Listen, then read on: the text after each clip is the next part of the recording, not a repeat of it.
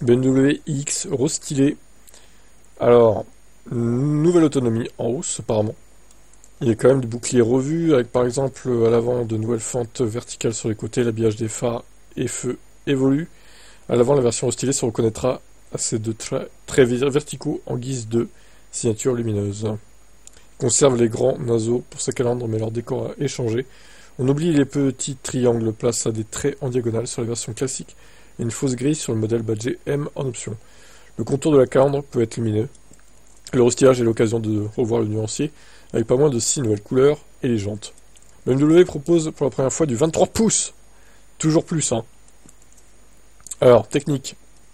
L'entrée de gamme passe de X-Drive 40 à X-Drive 45 avec maintenant 408 chevaux au lieu de 326. Puis on a la X-Drive 60 avec 544 chevaux au lieu de la X-Drive 50 qui avait 523. Bon là c'est une hausse moins grande quand même. Enfin au sommet la version M passe de 60 à 70 et les chevaux gagnent 40 chevaux supplémentaires. Cette dernière passe de 0 à 100 en 5 secondes 1. À chaque fois il y a deux moteurs, un sur chaque essieu. Côté batterie c'est en hausse, le modèle de base a maintenant une batterie de capacité utile de 94,8 au lieu de 74,1. 20 kWh de plus. On passe donc de 435 à 602 km.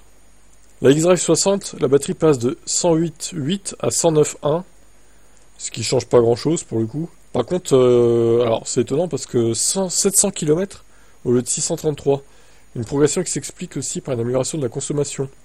Avec une batterie de 108,9, le modèle M propose 600 km contre 565 précédemment. La recharge, ils ont un AC en 22 kW, ça c'est pas mal, sur les bornes compatibles. Et en recharge rapide, 175 au lieu de 150, X-Drive 45.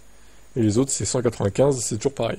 Bon, le prix est stratosphérique, 88 600 pour X-Drive 45, 106 400 pour X-Drive 60 et 136 000 pour M70 X-Drive. Voilà.